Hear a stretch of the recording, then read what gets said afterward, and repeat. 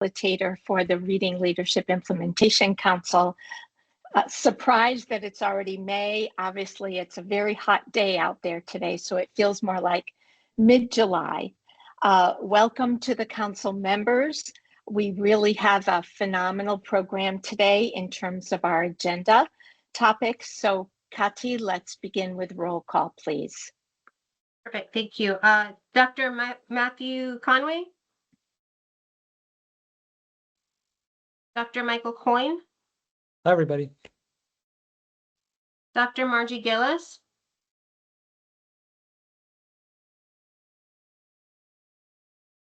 Steven Hernandez? Steve said he's unable to make it today. I'm sorry, can you say that again, Dr. Conway?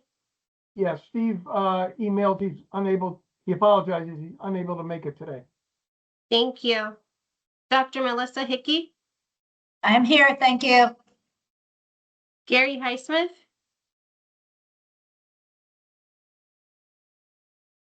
I see him. Sorry, everyone.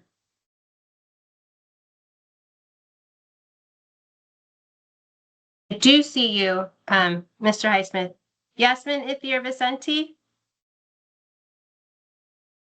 Dr. Tammy Lucero? Here. Thank you. Dr. Ashley Oldham? Here. Thank you. Chandra Scott Brown? And Dr. James Davidanchuk. Thank you, everyone. Roll call is now complete. Thank you, Kati.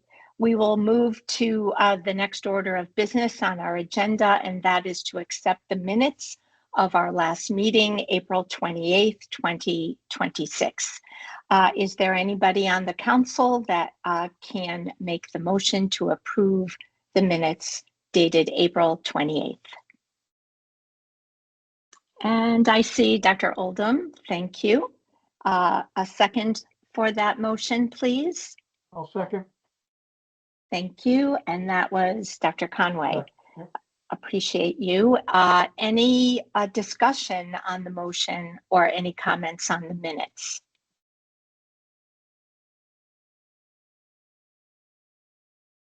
Hearing none and seeing none, we are going to raise your hand or use the raise hand button at the top of your screen to approve the minutes, please.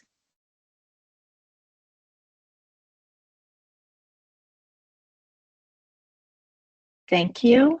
And anybody opposed to the minutes or any comments, please also raise your raise hand button. But if you've already voted, then please unraise it.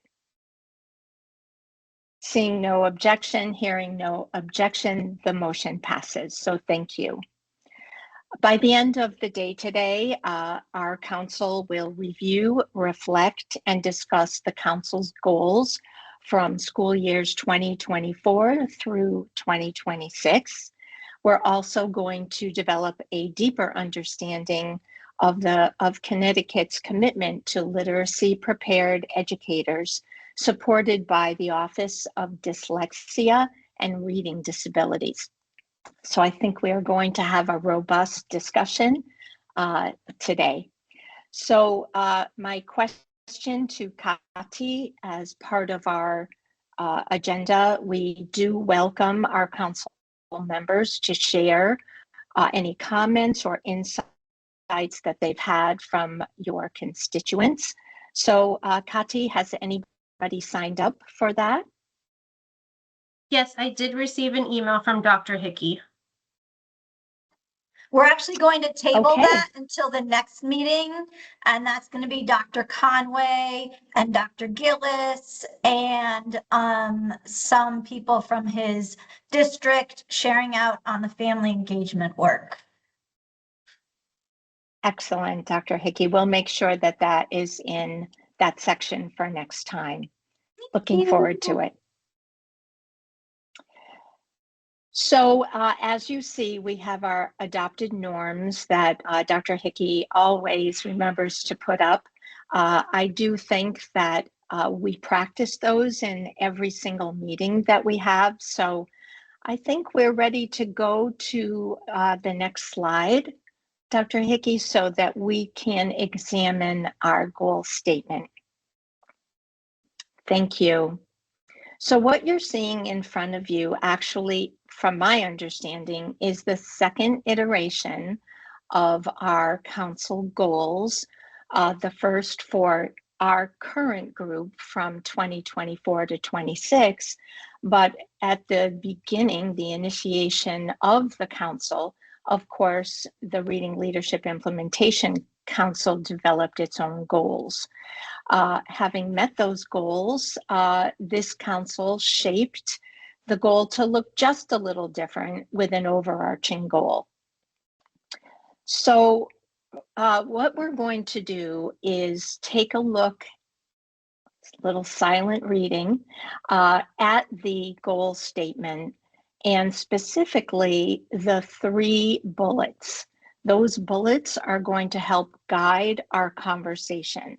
So if you could just take a minute and look at the overarching goal statement as well as the elements of the 3 bullets.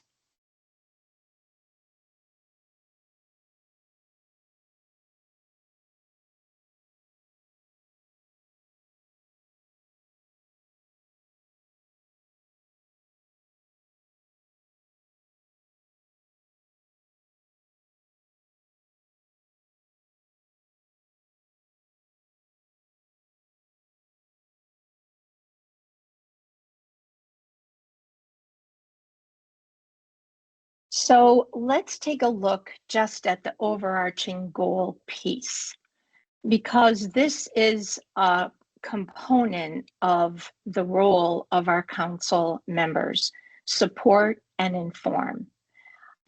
Let's just open the mic to anyone that wants to share about how the support and inform piece underscores that first bullet.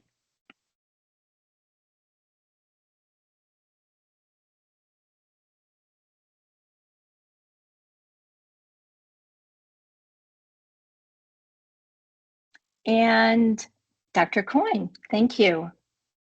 Yeah, this is more of just a clarification question, I think. I know that the slide talks about the right to read legislation, and I'm not sure. I think that's in statute, but is there any kind of opportunity, or would it be beneficial to think about expanding that wording at some point to, kind of broader work that the center is doing around supporting literacy in a number of different ways that it's engaged in this work? So that's just a question about the sort of specific wording of the goals. Thank you. And before I respond, Dr. Hickey, do you have any comment on the expansion thinking of Dr. Coyne? Yeah, sure. So, well, first, just so you all know, I did email all the appointers. So everyone who's legislated to appoint all of you, to give them a heads up that your terms are ending in June. And they are to get back to me by July 1 per legislation, per the statute, on if they're going to ask you to come forward again, or if you decline, if someone else is coming in your stead. So keep your eyes and ears open for that. Secondly, I love that idea. I think as a state, we may be very much beyond that right to read legislation and going more to that whole early literacy umbrella. And that's been something all of you have expressed too, because when I look even the second bullet, you were the ones who said, let's expand this strategy to K-12. And we did that together. So we have started broadening, right? It's not just, oh, this is legislated, this is the programs, we have to be focusing on this. We've now really been embracing and looking at all the structures and systems that are so important to early literacy and the success of having all students, all learners reading. So yeah, I think that's great. I ask if you could hold on to that for our conversation in September. I think we're going to be looking into these goals and thinking about with the council. And I'm sorry, it may not be September, it may even be the one after. September might be the hi, how are you introductory meeting. But even the next meeting about, is this goal still where the council wants it to be, or do we need to be expanding it, changing it, etc.? So I'm going to write that down so I don't forget. But thank you, Dr. Coyne. I personally love the idea, and I'll be curious to hear more from this council as well as from the one to come. Because, yeah, thank you. Thank you. Leave it at that. Thank you. Back to Thank you, you Dr. both. Stoltz. Thank you. Any other comments specific to the first bullet about communication?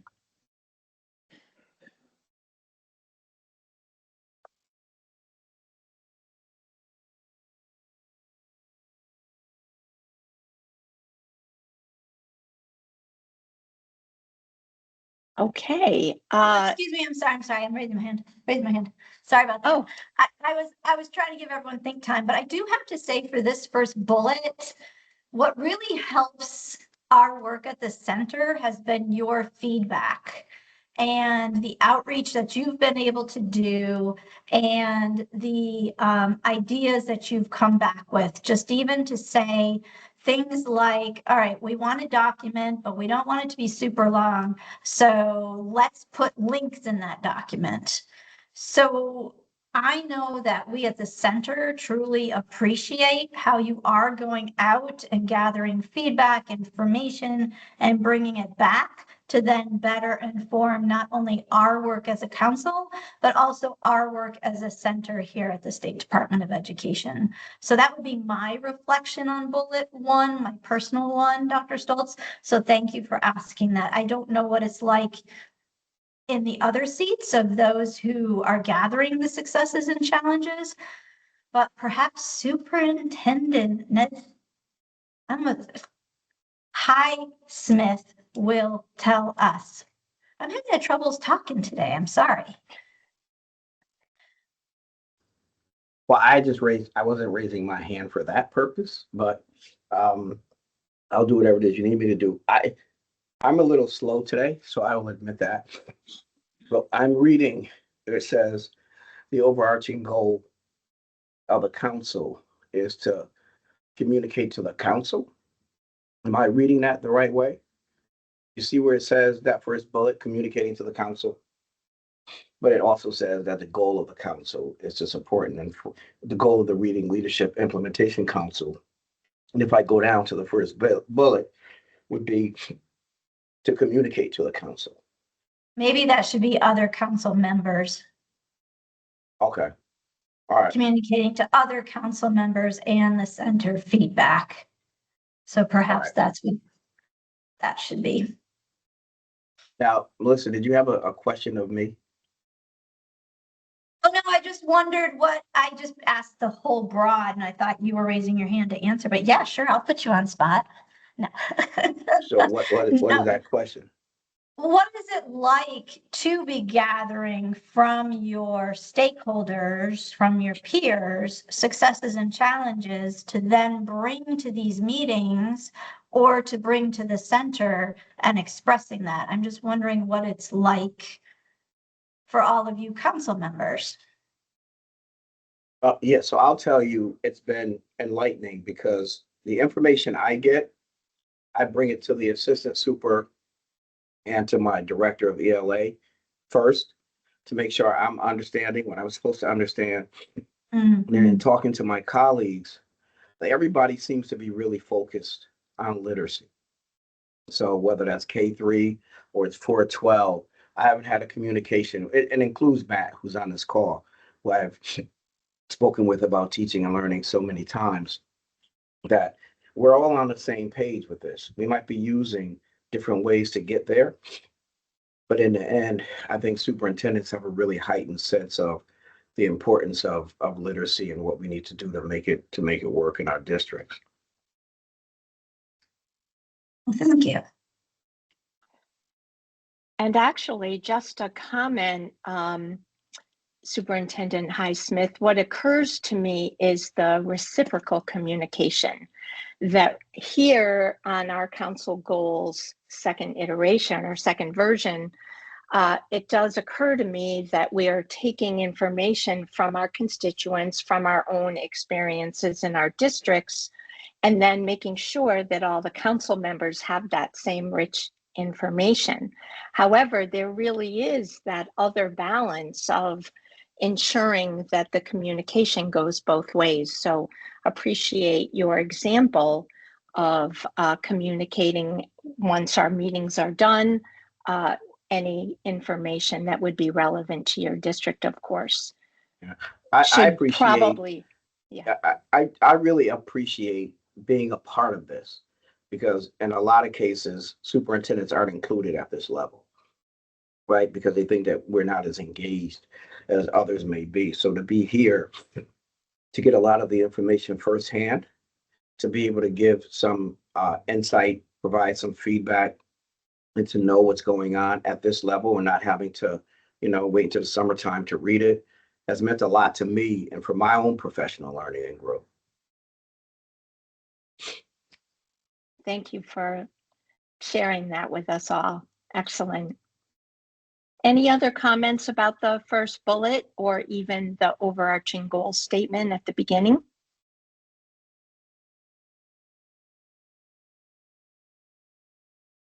Okay, looking at the second bullet, of course, Dr. Hickey, you and your team spent a lot of focused energy and, as we say, cognitive gas to ensure that the K-3 literacy strategy has been expanded.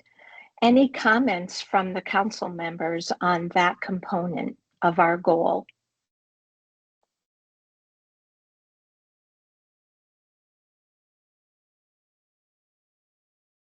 Can you hear me okay? This is Margie. Yes, Dr. Gillis, I just saw your Okay. picture and your hand pop up. Thank Yeah. you. Yeah, no, because I had trouble earlier. I was not able to turn my camera on or my audio on, so I'm glad you can hear me now. Yes. I was actually going to just add to what Gary said about being included. And from my perspective, it's very important that we have superintendents on this council representing different, DIRGs and different size districts, et cetera. And your voice as superintendents, as the person in charge of the district, is extremely important. We need to know what supports are needed for you to lead the districts. And so I'm grateful that we have many and have over the years had superintendents represented. So that was why my hand was raised. But in response to the second bullet, I think it's extremely important that we have the continuum starting from birth all the way up through high school. And we know that those formative years, K-3, are where children are meant to learn to read. That's the optimum time, but that we know that doesn't happen enough. So having the continuum going through high school, acknowledging that kids will need more or less supports as they get into middle and high school is also very important. So I'm grateful that we've done that work, and actually kudos to Ashley. I think you did a lot of it with other people's help, but I know you were leading a lot of that. And then on the other end of the continuum, birth, we need to do more for prevention in this state and in this country. We're not doing enough. We're not flagging kids early enough. And if we did more of that, we'd have a better outcome. So I know we don't have universal pre-K in this state, but we still need to do whatever we can. Screen kids for language difficulties. That's one of my big things to talk about lately. And we have easy ways to do that, and we're not doing it enough. So that's all I'll say. Thank you. Thank you, Dr. Gillis. Well said. Dr. Lucero?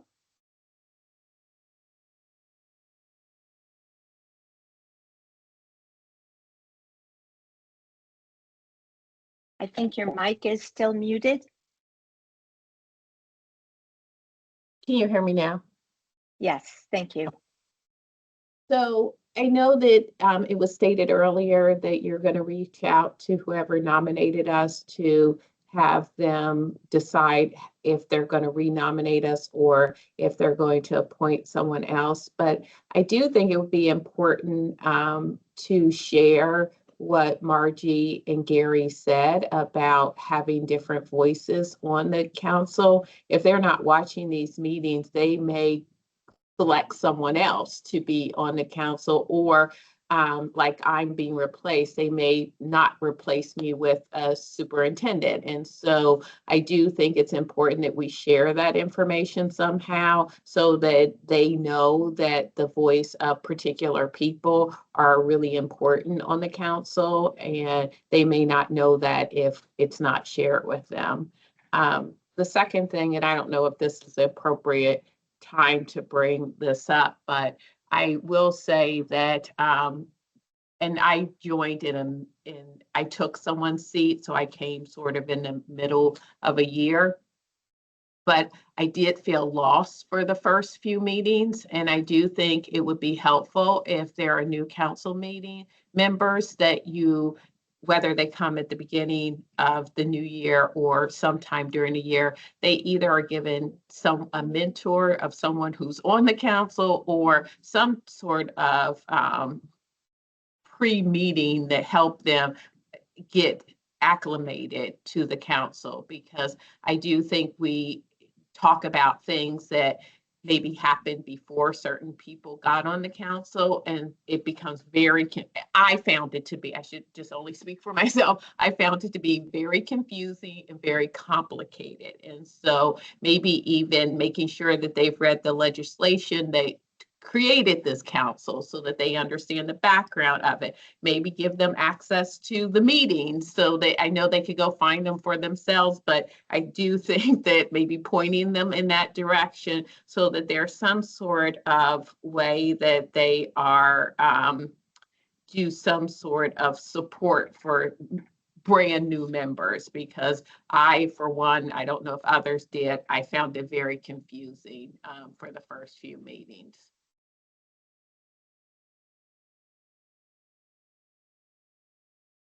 Thank you, Dr. Lucero. Really great and really providing a leg up to any new council members for the future. So yes, that was a wonderful time to talk to this, because really these are our stated goals, and the way we accomplish them is through everybody's full participation and engagement. And if you're unsure as to what that looks like, we need to make it more concrete. Thank you. Any other comments on the second bullet? Let's move on to the third bullet, please.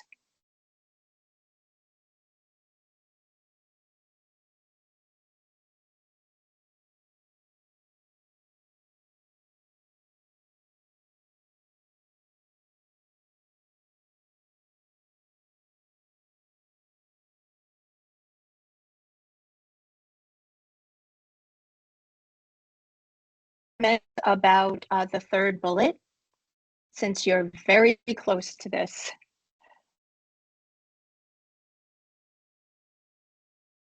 Oh, I see Dr. Gillis.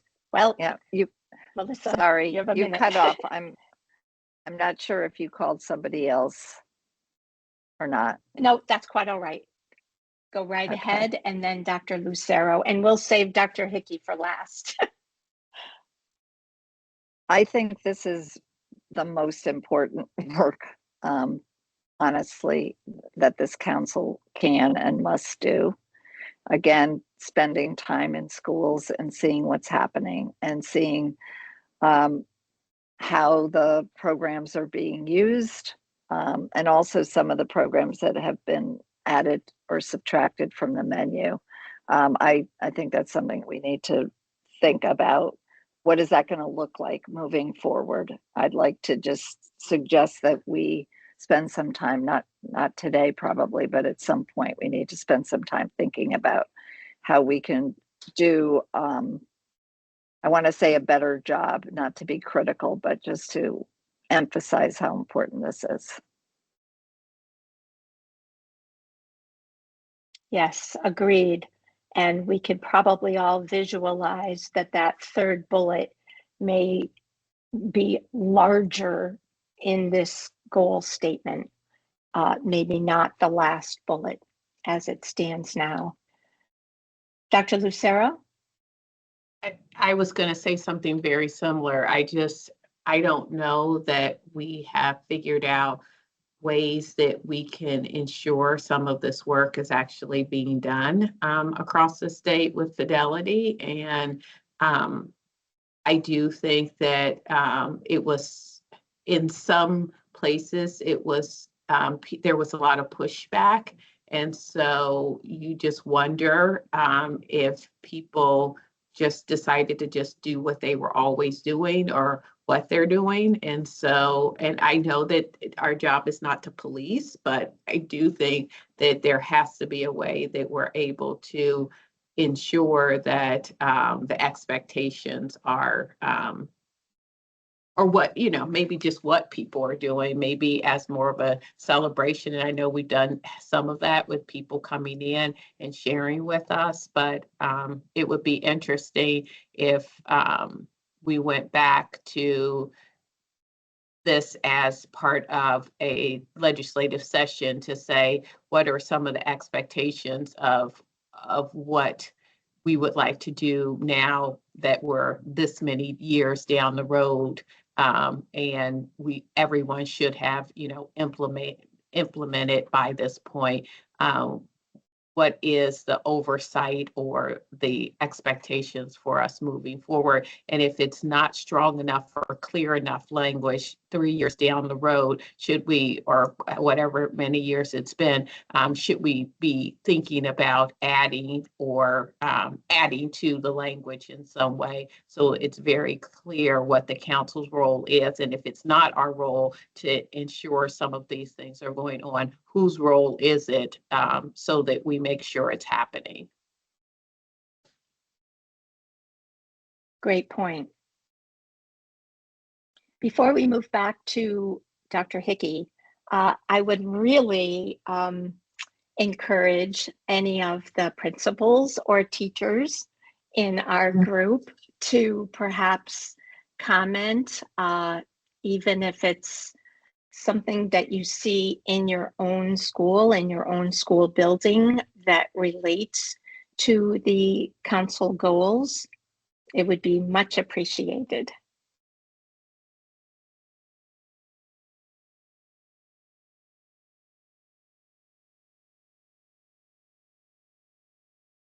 I see Principal Brown and Dr. Lucero. Did you have anything to add? Because I see a number 1 next to your. Okay, thank you. No, thank you. Principal Scott Brown, thank you. Good afternoon, everyone. I would just like to echo, really confirming and what was said previously, being that I have over 120, about 120 preschoolers. I would like to express my wish around early literacy, especially the birth to 3. I know it's 3, but a number of preschoolers are entering school with some significant delays. And we don't have the most appropriate, and not everyone has had the opportunity to go to birth to 3. And we're seeing the challenge of what kindergarten looks like for those kids, knowing that in preschool that they had some learning and language gaps, and how do we mitigate that, being that they are in school. And so the strategies, a more robust literacy plan even for pre-K, even though I know the focus for the legislation is K-3. I think if you look at the number of preschool programs across the state in public schools, that leads us to believe that in kindergarten, if we only looking at addressing the literacy needs of kindergartners, we are already behind. And so really having some more robust guidance, strategies, screening for those early learners will just help us in the long run. And so maybe we don't have such a great need as we get to K-3. But it's critically important that we do provide better professional learning strategies and support for districts around even the early learning and early literacy of preschoolers. Thank you. That really is a call to action and so needed. So appreciate your comments. I do remember when we first did the last round of feedback before finalizing this, Dr. Hickey, that actually it was Superintendent Highsmith who made a comment on the as a result statement, and that we are looking, of course, to benefit students, and that is the ultimate work here. Dr. Hickey, did you have any other comments about the council goals this time and maybe some next steps? Sure. So I have a couple of things because I was listening and taking notes at the same time. For the ensuring decisions, right, are grounded in evidence. I really appreciate how I was able to bring back bring documents to you and ask for your initial feedback. So there were some PowerPoints in which I outlined next steps regarding the center's mandated review process, implementation review process, and getting your feedback.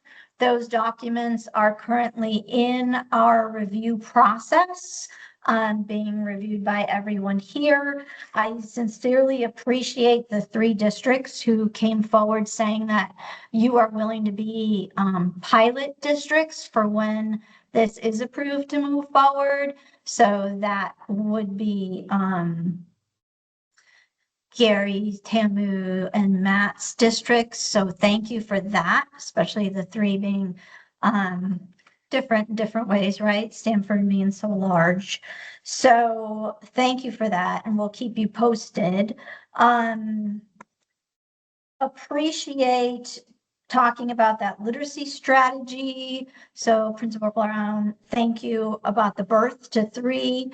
We were hearing that a lot. I want you to know that if you recall, Deirdre and Aaron came to a meeting to talk about the framework, the literacy framework, which is birth through grade 12. And when we created the survey, assisting us in getting that out to the field and having people give their feedback. You know, we don't have all the contacts that you all have. So thank you for that. Thank you for your feedback around that. We are working very closely as a result with the Office of Early Childhood. Aaron and Deirdre meet regularly with the Office of Early Childhood with Michelle, whom many of you probably know, and crafting the draft of that document. We will be coming back the next meeting, giving you the survey data that was culled and giving you some high summary data on that. So, you know, once again, the things you say during these meetings, the ideas you have are really helpful to us in the work for Connecticut. So thank you for that. Let me look right here. I appreciate hearing about more superintendents, so thank you for that. I also think it's important to, we have a teacher here who takes time out of her schedule, probably needs to get a sub, right, Yasmin? So thank you so much for your time and what you're doing here on the council. That is so appreciated. I was able to meet with some people for pre-meetings prior to coming onto the council. I know that I extended that to people to see if they wanted that. I think that may have come, Dr. Lucero, from something that you may have mentioned to me. Sorry about that. That's my father who doesn't always remember that I do work during the day. God bless him. He's a retired educator. Thought I had that muted. Apologies. So anyways, so thank you all. I appreciate the feedback. I appreciate this time to reflect. We also, so you know, are having the Office of Dyslexia here today based on what you all were asking for. So we are eager to hear about that as well. But I'm going to turn it right back to you, Dr. Stoltz. Thank you, Dr. Hickey, and thank all of you for sharing your insights and your thoughts around really our next level of work. So we are really excited to hear this presentation by the Office of Dyslexia and Reading Disabilities. So Dr. Hickey, would you please introduce our co-presenters to the council? Sure, I would be honored to do that. I don't see but before we do that, last meeting, reminder, last meeting. We have one more meeting in June. All right, so I'm going to turn it over to my colleagues here at the State Department of Education in the Office of Dyslexia and Reading Disabilities. I believe Lisa was going to be the main presenter. Where is she? Lisa Gianni, there you go.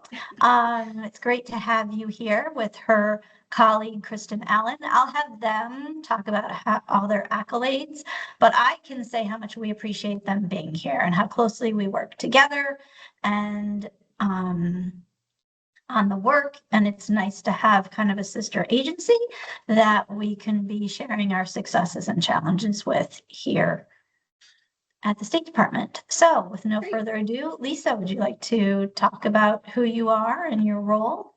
Sure. Thank you so much. Good afternoon, everyone.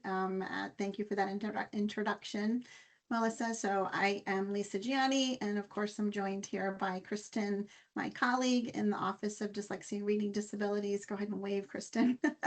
We are very grateful to the council for the invitation to present to you today, and specifically for asking to hear about the competencies and their implementation. So as I talk today, you'll see that we tried to honor this request by bringing you really the full picture of what ODRD is building and why it matters for Connecticut's students. So the statement you see at the bottom of this slide is the one that drives everything that we do. Connecticut's commitment is to ensure every educator who teaches reading is truly prepared to do so. And not just prepared in a general sense, but prepared to the standard that the science of reading asks of us, calibrated to the role each educator plays in a child's literacy development. So yes, let's talk about this next shared context. So because the work that I'm going to describe today didn't really happen in isolation, it did happen in the same legislative moment. So in 2021, Connecticut established the ODRD as part of a comprehensive statewide response to the literacy needs of our students, especially as it relates to dyslexia and other reading difficulties and disabilities. That same legislative moment created the center and this council, built together for the same purposes. The state board's 2023 to 2028 comprehensive plan deepens that commitment, calling for all students to have access to great teachers and for higher education preparation programs to be strengthened with evidence-based knowledge, modernizing certification pathways.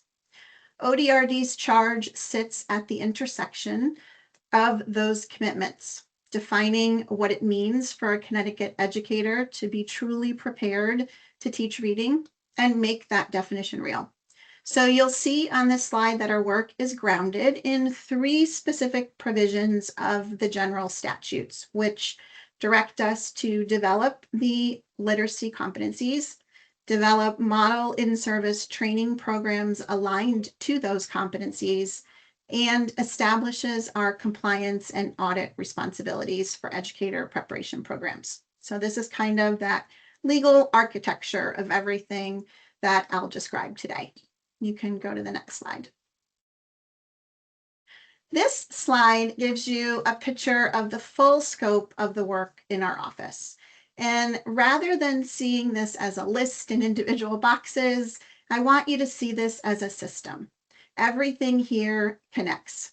Higher education support, audit and compliance, district support, system alignment, families and communities, cross-system coordination.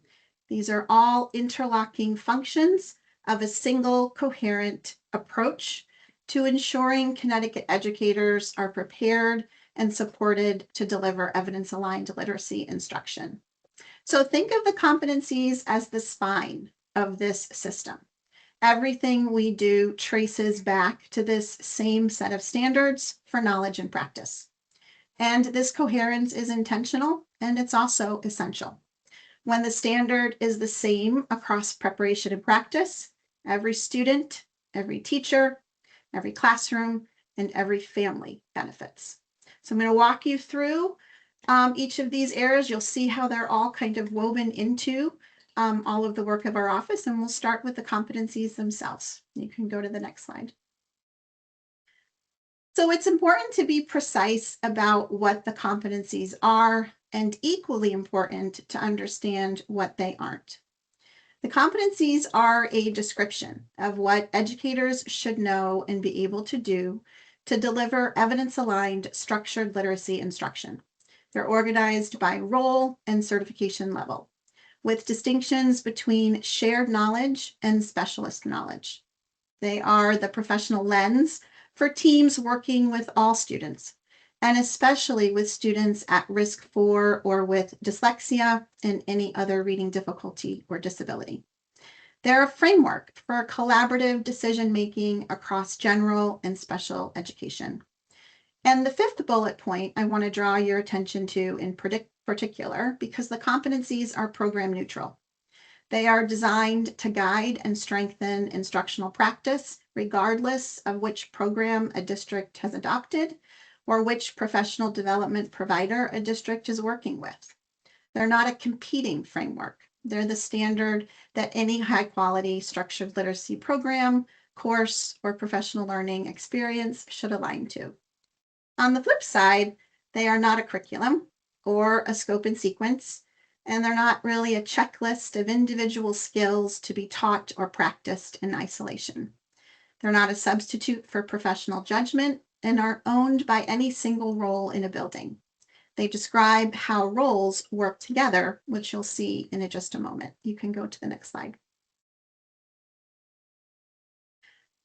The competencies were unanimously adopted by the State Board of Education in May of last year, and it was actually May 7th. I have that date etched in my brain. And today is the 19th, and so we have made it to the 1-year mark. With this decision, the competencies became the first framework of its kind in Connecticut's history. The competencies were developed over a year-long process with the collaboration of a diverse advisory comprised of national and local reading researchers, one of whom is on our council today, and included folks like Dr. Louisa Moats and Dr. Devin Kearns and our own Dr. Margie Gillis, district leaders in general and special education, higher education faculty, CST colleagues across the agency, and parent and family advocacy.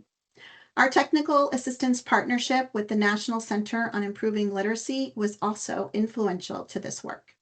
I do want to pause here for a moment and recognize Dr. Gillis, who continues to serve on our Scientific Research and Practice Advisory and was part of building these competencies. She brought her expertise and commitment to this work from the very beginning. I'd also like to recognize Dr. Coyne, who has engaged with us through the Higher Education Faculty Collaborative, which you'll hear about in a moment, sharing his expertise with faculty colleagues across the state.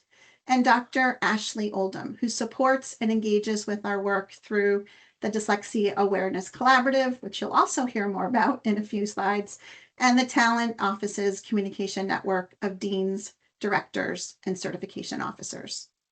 The quality of what we are presenting today is a direct reflection of this kind of collaboration, and we are genuinely grateful for it. The competency crosswalk has two components. Component 1 addresses core foundational knowledge, the understanding every educator needs about typical and atypical student literacy development.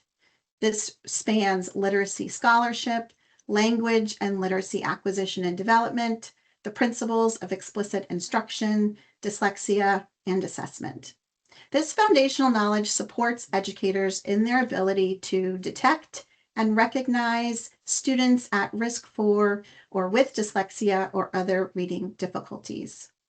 Component 2 addresses structured literacy practices, the specific knowledge and instructional practices necessary for educators to deliver and provide structured literacy instruction and intervention in phonological awareness, phonics and word identification, reading fluency, vocabulary, listening and reading comprehension, and written expression, all targeted to the learning needs of students that nope, not yet, go back.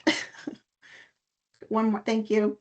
Additionally, I have a lot to say in this slide. Additionally, each competency domain in component 2 supports student achievement of the Common Core standards and names the anchor standard that it supports. So when you have a moment to look at the document, you'll see all of that kind of reflected. Within each domain, the competencies are further distinguished by practice indicators, which what an educator does, denoted by the letter P in the competency ID, and knowledge indicators, which is what an educator needs to know, denoted by the letter K in the competency ID. In addition to the core foundational knowledge, each structured literacy domain includes additional knowledge indicators specific to that domain that underpin its associated practice. Together, these describe a complete evidence-aligned portrait of what an educator needs to know and be able to do to teach reading and writing effectively. State board adoption means that these competencies are that state policy and provide that framework. Now you could go to the next slide. Thank you. So one of the most important design decisions in this crosswork is that it is differentiated by role at the endorsement type and certification level. So the diagram you're looking at here represents a genuine philosophical commitment. Every student sits at the center, and the educators responsible for that student's reading development form overlapping circles of shared and specialized knowledge.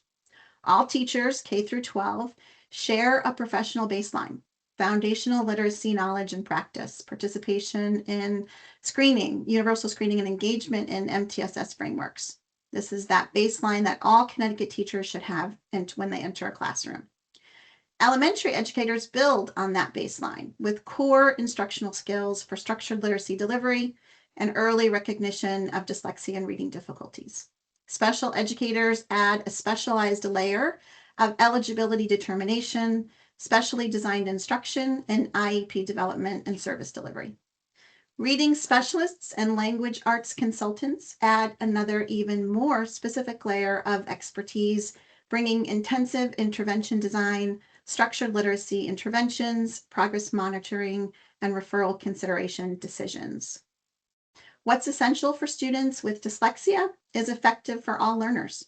Structured literacy is not a special education intervention. It is simply how reading should be taught. You can go to the next slide.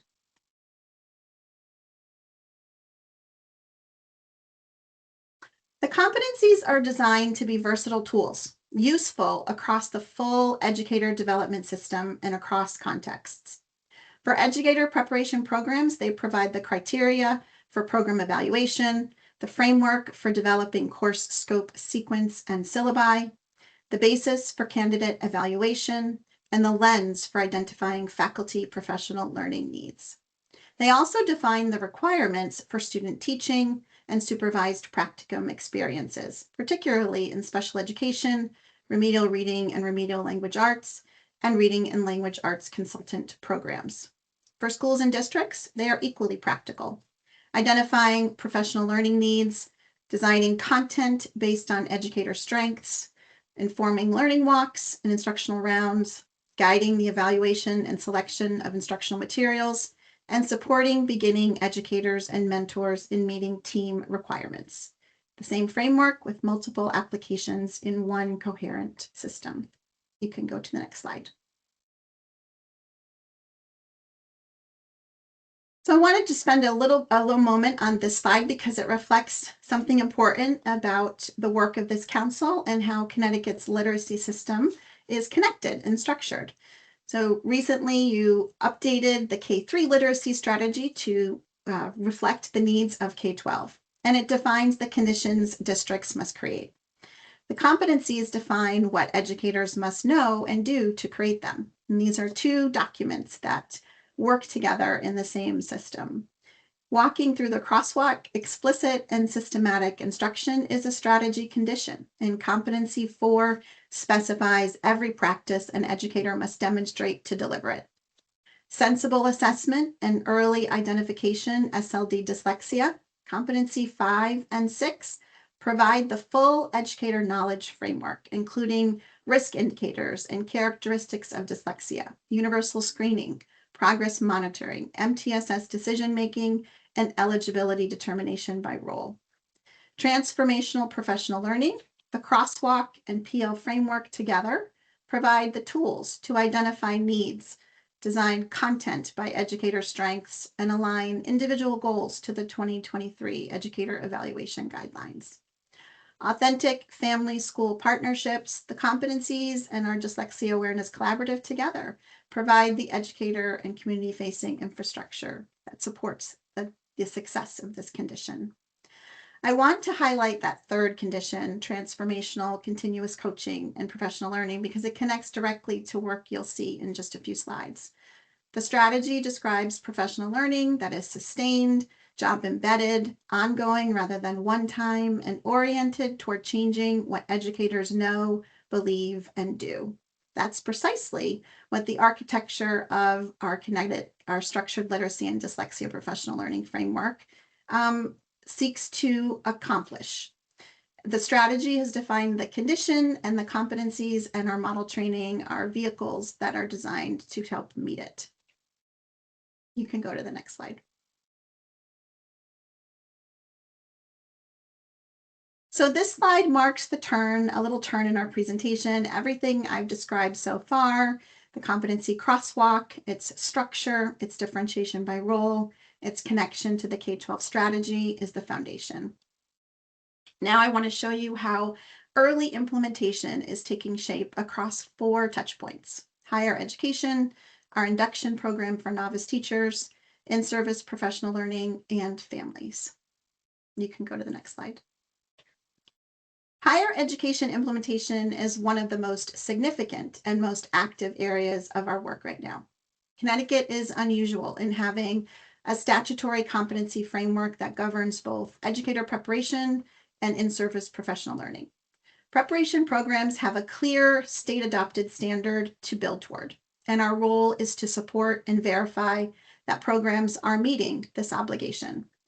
The Connecticut Higher Education Faculty Collaborative has been our primary vehicle this past year for that support layer. Faculty from across Connecticut's 15 out of 18 educator preparation institutions engaged in planning how to integrate the competencies into their programs. Programs are now actively conducting syllabus analysis and considering course redesign. This happened collaboratively and with shared learning, where cross-institutional work replaced isolated program development. Connecticut EPPs are working toward a common standard for preparing Connecticut's teachers. A little background on what's required for Connecticut EPPs. Since 2015, Connecticut law requires that every program of teacher preparation must include not fewer than 12 clock hours of instruction in the detection, recognition of, and evidence-based structured literacy interventions for students with dyslexia. This is the baseline, and it applies to every teacher preparation program in the state. For candidates seeking endorsements in special education, remedial reading, and reading and language arts consultant programs, the instructional requirements go deeper, include supervised practicum hours and instruction specifically in dyslexia identification and interventions. The competency crosswalk now defines what meeting that standard looks like at each endorsement type and certification level. Our compliance and audit work will verify that programs are meeting this substantive standard.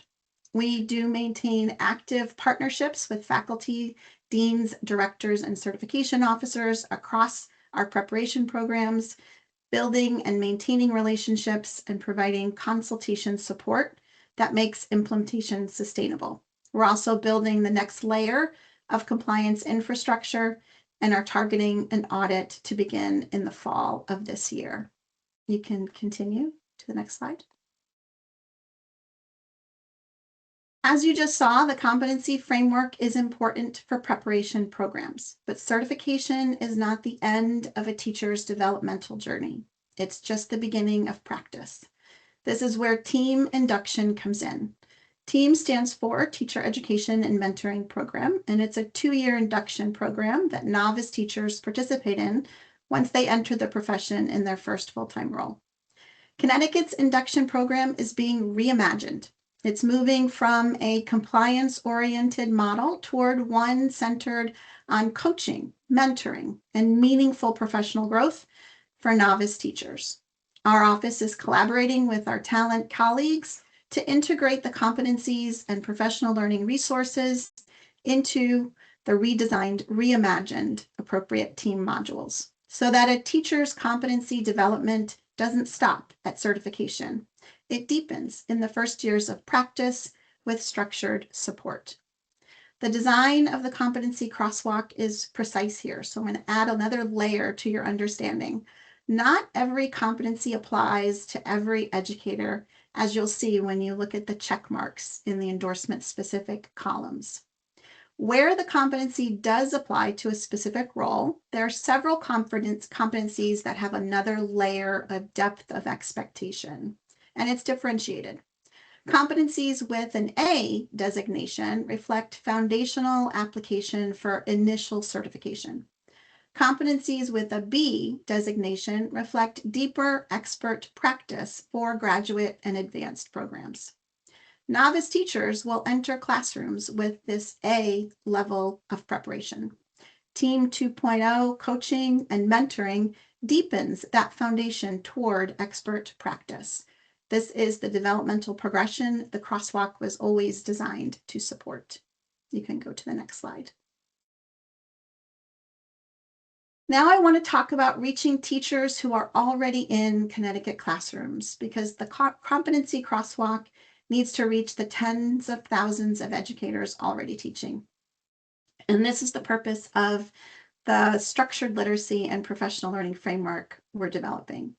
The framework is directly aligned to the competencies, includes modules that progress along a continuum, and is designed to help districts meet their legislative charge to provide structured literacy and dyslexia-specific professional learning. It will be freely available to every Connecticut district. It's modular and flexible and can be used as is, adapted for local needs, or adopted as a model for designing a district's own professional learning. Let me tell you what each module actually looks like. Every module has 3 components. First, we have initial professional learning with 3 focus areas, each directly aligned to specific embedded competencies in the crosswalk.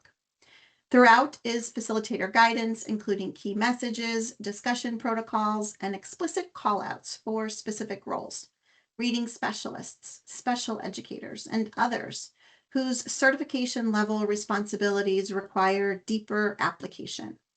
Every educator gets what they need, and every specialist gets what their role demands. Second, we have built-in differentiated ongoing continuous learning with tiered practice opportunities that extend the initial learning at various levels. So emerging, developing, and leadership mentoring levels. Entry points are tied to where an educator is in their learning and to their role.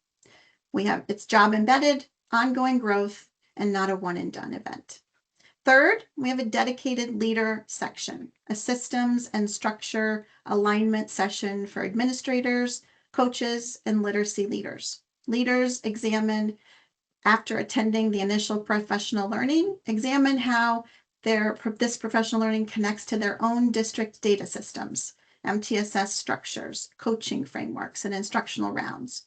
The goal is that this learning becomes embedded in how a district designs systems and structures that support teachers and have lasting impact on student outcomes. One additional design feature of this framework is a self-reflection entry point tool.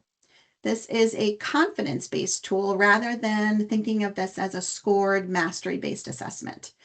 It allows an educator or a district to reflect on where they are relative to the crosswalk and generate a personalized learning pathway based on this reflection. We think a tool like this sustains an educator's professional learning and connects the competencies to broader district systems. We've also built this with the field in partnership with our advisory and the RESC Alliance. The RESC Alliance has been building toolkits for each of the modules to provide that delivery support and will co-lead focus groups, bringing practitioner voice directly into the development cycle. In June, we will be convening focus groups with district literacy leaders to gather input on usability and feasibility ahead of a fall pilot. You can go to the next slide. Alongside our educator-facing work, ODRD leads the Connecticut Dyslexia Awareness Collaborative, or CTDAC. CTDAC is our statewide initiative providing accessible and authoritative information about dyslexia and structured literacy to families, caregivers, educators, districts, and communities across Connecticut. CTDAC is the community-facing layer of the same system. What educators learn in professional learning, families learn through CTDAC, so that home and school are working from shared understanding about dyslexia, detection, recognition, and instructional response. CTDAC directly addresses the K-12 literacy strategy's sixth critical condition, authentic, asset-based family-school partnerships, by equipping families with the language and knowledge to be genuine partners in identification and response. Our 2026-27 theme is From Awareness to Action, bringing identification to instruction for students with dyslexia. Know the signs, understand the data, connect to instruction. We're delivering this through a kickoff in September with a Lighted Up Red awareness campaign in October, followed by monthly guidance documents and family one-pagers in multiple languages, and monthly statewide events, bridging awareness to instructional understanding for families, educators, and communities. You can go to the next slide. So here we see the full arc of what ODRD is building and implementing. For preparation programs, integrating the competencies through the higher ed faculty collaborative, building role-specific preparation grounded in the same evidence-based framework, team induction, deepening that preparation through coaching and mentoring in the first years of service. In-service professional learning, competency-based modules, flexible delivery, and adaptable to district needs, supported through the RESC Alliance, extending that standard to every teacher already in a Connecticut classroom. And family and community support through CTDAC, ensuring that what educators are learning, families are learning too. So rather seeing this as four separate initiatives, it's one system designed so that wherever a Connecticut educator or family is in their journey, they have access to the knowledge and support that the competencies define. You can go to the next slide. And I just want to close here with what drives all of this work, bringing us back to the beginning. Imagine Connecticut schools where every child who walks into a classroom is taught by an educator who knows how reading works who can see when a child is having difficulty, who knows why, and who knows exactly what to do. This is what these competencies are building toward. This is what implementation and preparation programs is making real. This is what team induction will sustain. And this is what in-service professional learning is extending to every teacher and leader in a Connecticut classroom and district. And this is what CTDAC is making possible for every family.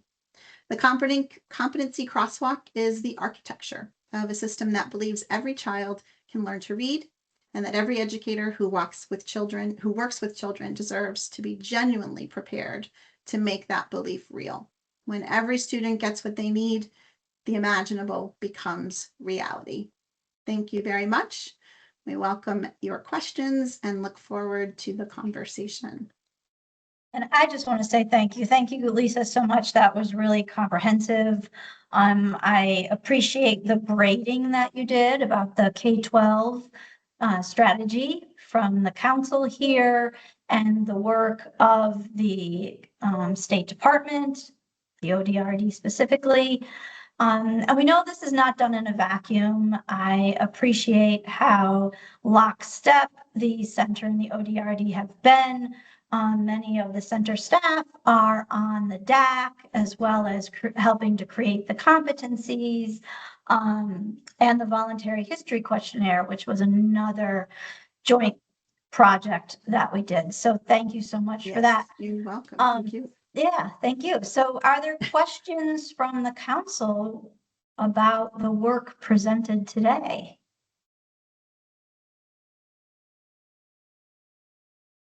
No, it sounds inspiring, really. Unbelievably organized, hitting all the different, from the pre to the current, to the parents. I mean, it's all well laid out. Thank you. We're trying. And You and did it. Principal Brown? So I would like to just thank them for the work. It's so needed, and the timing is impeccable. It's not a question, but just a suggestion. I didn't see anything written about or making reference to like culturally responsive educational systems and practice. I think it's important that we kind of center this work, especially for Black and Brown students who are underrepresented and for being identified for dyslexic. So I think that's just something important to know. Yes, thank you for that- that. Yes, Sure. perfect. We have embedded that and I didn't speak to it, but I thank you very much for raising that. It's important. Thank you. And Dr. Gillis? Yeah, thank you, Ellen, and thanks, Lisa. You did a terrific job of covering a lot. Thank you. I guess my question to you and maybe Kristen, what do you see as the challenges rolling this out? And I ask that because as a council, this is something I think we need to be paying attention to and thinking about. There is so much here. And, you know, I'm in the process of reviewing the modules, which I'll have done by my deadline. Thank you. But I guess the reason, you know, for saying this is I am in the weeds with it and I see how much there is. And it's amazing because you're going to hand these modules to districts. But again, I just want to hear from you since you've been in the thick of it. What are you see some of the challenges being here? I think the challenges are more than one area, right? So there's many levers that we have to address. And you spoke to one of them earlier. Bringing leadership in early to this work is really, really important. And I think ensuring that we provide enough support through our partnership with the RESC Alliance for districts to address capacity issues or implementation issues.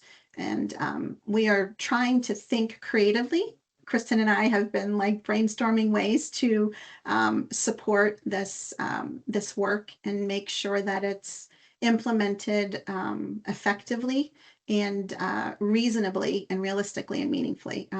So would love to hear any of your insight into what you see as potential challenges as being in out in the field for us. We're going to get that through the focus groups, but I'd love to hear what you have, what your thoughts are. And Kristen, I saw you unmute, so And I would just quickly add that, breaking down the siloed effect between regular ed and special education is a constant conversation that districts are bringing forward for us, just ensuring alignment between that tier 1 and tier 2, tier 3 specialized instruction.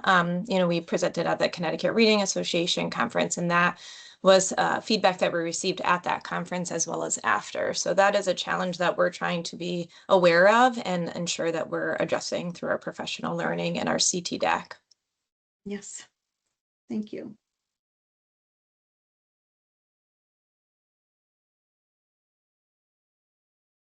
Ashley, I see your hand up. Can you hear me okay? Yeah, absolutely. Okay, great. Well, I just wanted to compliment you, as others have, for the comprehensive overview of this work and being a part of it from the higher ed prep side. It's been really transformative for our teams across certification areas, and I'm really excited to see this roll out into the next phases. I also really appreciated the slide where you really articulated the alignment to the center, and it so beautifully captures what I'm seeing happening with our teacher candidates, which is we're preparing them through coursework and we're launching them into these really well-articulated systems where we're teaching them and they're seeing it and they're seeing what we're teaching, and the synergy around that for novice teachers, for new teachers, so important. pre-service teachers has been really extremely powerful. And to know as an ed prep provider the types of programs and practices that you all are using in districts and being able to use those as examples in our courses has just, it's really revolutionized how we're teaching reading to candidates. And so I know it's a ton to coordinate, and it hasn't always been as smooth from a higher ed side as any of us would have loved, but I think it's really tremendous work, and I'm seeing the impact it's having on our candidates already and what it's having on kids in school. So thank you so much. So I don't have a question. I just, lots of praise.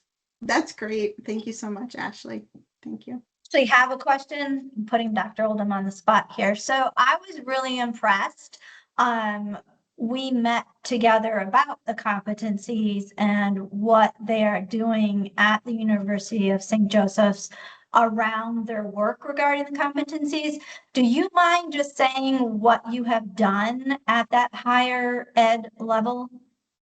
Absolutely, yeah. So catalyzed by that working group, guided through the ODRD, we have created our own kind of audit map across all of our programs at each of the competency level. And we've been having monthly meetings with our entire faculty, anybody who teaches any of these courses.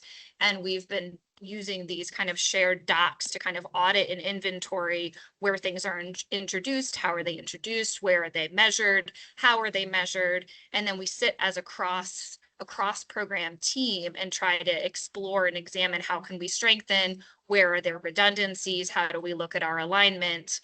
And it's been really exciting to bring kind of synergy to everyone across the programs. And so each month we send our person to meet with Lisa and Mike and others, and then we do our pre-work, and then we come back and we meet as a team, and we're in various stages. And this has led to, I think, small changes at a course level. It's led to major changes. We just brought through 2 significant curriculum changes to our secondary education program through this work. So it's in live time making changes, and we're working as fast as we can to make sure that we're refining, that we're strengthening, and then we're doing it as quickly as we can in the interest of getting teachers out there who are ready for your schools and our wonderful kids and communities. That's amazing. Thank you. Thank you. Yeah, thank you so much. Amazing. Any other questions or comments?